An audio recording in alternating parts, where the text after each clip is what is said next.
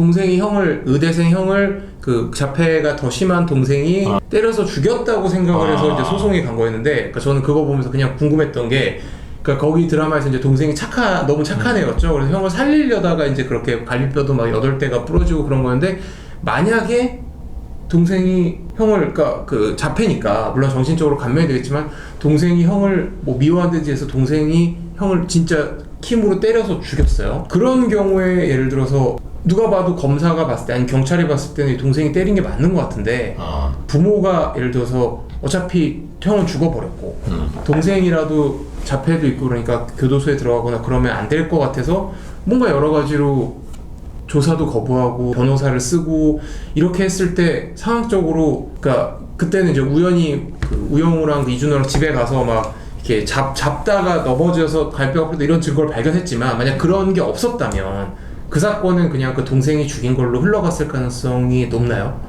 형이 보셨을 때 어때요? 그 사건? 네, 그 사건이 약간 또 드라마니까 물론 그런 증거를 발견을 하고 의사한테 얘는 이렇게 때리다가 갈비뼈가 부러진 게 아니고 이렇게 들어 올리다가 뒤로 넘어지면서 부러질 수밖에 없다. 그거는 되게 의학적으로도 맞는 거였는데, 만약 그런 걸 발견을 못했다면. 근데 사실 이제 그 사건의 어떤 그 아이를 그 아이를 처벌하기 위한 증거는 이제 경찰과 검찰이 만드는 것이고, 만들어서 그리고 그 뭐 진단서라든지 그런 것도 다 검찰 측에서 수집을 한 증거들이야. 근데 거기서 이제 너의 질문은 뭐냐면 변호사가 제대로 일을 하지 않았을 경우를 말하는 거야. 그러니까 변호사가 그걸 만약 발견을 못했다면 반박을 못했다면 그러면 사실은 그 주어진 사실관계 내에서는 걔가 때려 죽인 거라고 생각할 수도 있는 거지. 있는 거죠. 그러면 그 자폐가 좀 심하잖아요. 그 애는 처벌이 어떻게 되나요? 그 정신병력이 있으니까 좀 감면이 될 것 같은데, 또 뭐 변호사도 또 좋은 로펌을 썼고 심신상실이라면 이제 책임 감경 사유가 2개가 있는데 심신상실은 책임 능력이 없어. 그러니까 그게 정확히 어떤 의미예요? 상실은 뭐냐면 아예 그냥 뭐라고 해야 될까? 조현병 이제 판례 중에 하나. 그러니까 정말 심한 정신병. 완전 정신병자여서 그 교회에서 목사가 이제 그 설교를 하고 있는데 사탄이 저 목사를 죽이라는 그러니까 뭐 그런 식으로 내기에 소리가 들려서 죽였다. 들려서 그 목사를 죽였어.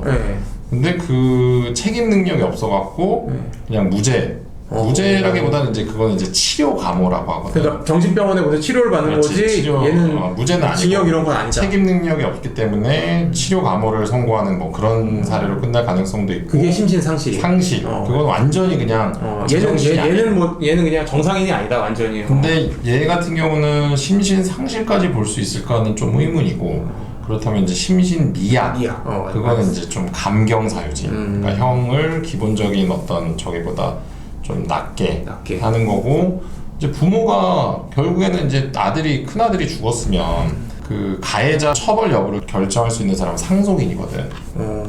그러니까 이제 그 두 부모가 엄마랑 아빠가 이 작은 아들에 대한 처벌 의사를 밝히지 않는다면 어쨌든 큰 아들의 합의를 대신해 준 걸로 볼 수도 있는 거야. 그렇게 되면 이제 처벌 수위가 또 낮아지는. 또 낮아져요. 그러면 그럴 수 있어. 그러니까 내가 했던 사건 중에도 이제 성폭력 범죄 피해자가 이제 자살했어. 성폭력을 받고 나서 자살. 그거를 뭐 못 견뎌갖고 그 어떤 괴로움에. 스트레스. 근데 결국 이제 가해자 측에서 합의를 요청을 해서 이제 어머니가 합의를 해주고 합의금 받고 그냥 끝난 경우가 있었어. 뭐야 그럼? 법적으로는 그렇지만 딸은 그걸 원치 않았을 수도 있는데, 그렇죠? 원치 않았지. 확실히. 근데 어쨌든 지금 현재 그 어떤 합의를 할 수 있는 권한을 갖고 있는 사람은 이제 상속인이라고 봐야 되니까. 그러니까 자식이 죽으면 부모가 되는 거고. 그렇지. 유가족이라고. 그러니까 뭐 유가족, 뭐 법적인 보호자, 뭐 이런. 이 영상이 도움이 되셨다면 구독과 좋아요, 알림 설정까지 부탁드려요. 여러분, 안녕!